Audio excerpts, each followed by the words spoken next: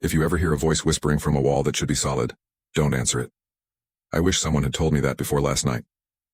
The old boarding house stood at the edge of the small town, like a forgotten relic. Its peeling paint and creaking floors were enough to scare off most tenants, but rent was cheap and I was desperate. I had just lost my job in the city and needed somewhere temporary. Room 6, the landlady had said in her brittle voice, sliding the key across the counter without looking at me. The room was small, with a narrow bed pressed against the wall, a wooden desk, and a wardrobe that smelled faintly of damp. The wallpaper was faded and peeling at the corners, but it was quiet, and after the chaos of my old life I thought quiet was exactly what I needed. I was wrong. The first night passed uneventfully, though the building groaned and sighed as if it were alive. But on the second night, just as I was drifting off, I heard it a whisper. At first I thought it was the wind, but then it came again, soft, low, and unmistakably human. "Can you hear me?" I sat up, heart thudding. The voice had come from the wall beside my bed, the wall that separated my room from the empty one next door. I had seen it earlier that day, room 7, locked and abandoned, the window thick with grime. I leaned closer, pressing my ear against the wall. "Hello?" I whispered back before I could stop myself. A pause. Then, "You can hear me?" "Good." The voice was male, calm, almost relieved. I should have stopped then, should have left the house that very night. But curiosity is stronger than fear, at least at first. "Who are you?" I asked. "I'm stuck. In this room." "But it's not what you think." My skin prickled. "Stuck how?" "You wouldn't believe me if I told you. But please, keep talking to me. Don't leave me alone." Over the next few nights I found myself drawn to the wall. Every evening as the landlady's footsteps faded down the hallway and the house fell silent, the voice returned. Sometimes he told me stories, fragments of a life I couldn't quite piece together. Other times he only asked questions. "What brought you here? Do you feel lonely? Would you help me if you could?" I answered, though I never understood why. It felt like he knew things about me, things I hadn't spoken aloud.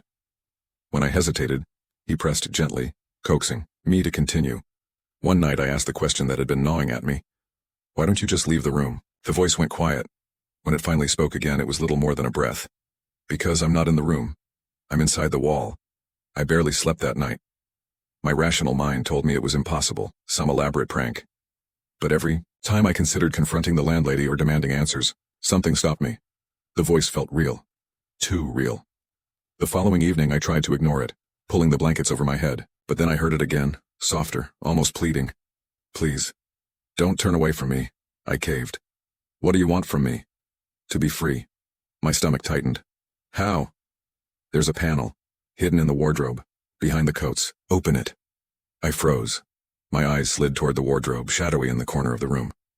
I hadn't noticed anything unusual about it, but the thought of opening it now made my throat dry. "What's inside?" "You'll see.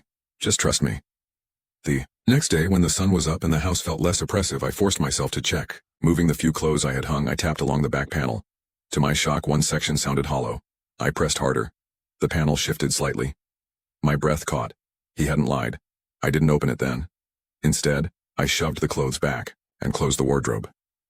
But all day my mind circled around it. A hidden panel, a voice inside the wall. What if he really was trapped? That night the whisper came again. "Did you find it?" "Yes." "Then why didn't you open it?" "Because I don't know what's in there." Silence, then almost sadly. "I thought you wanted to help me." By the fourth night I couldn't resist. The house was deathly quiet, the landlady long asleep.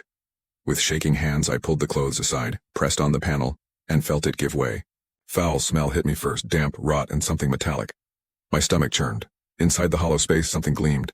Not a person, but a small rusted box. My fingers trembled as I pulled it out.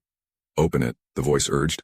The box was locked with a corroded latch. It crumbled easily under pressure. Inside, folded yellow papers, and an object wrapped in cloth. Unwrapped it and dropped it immediately.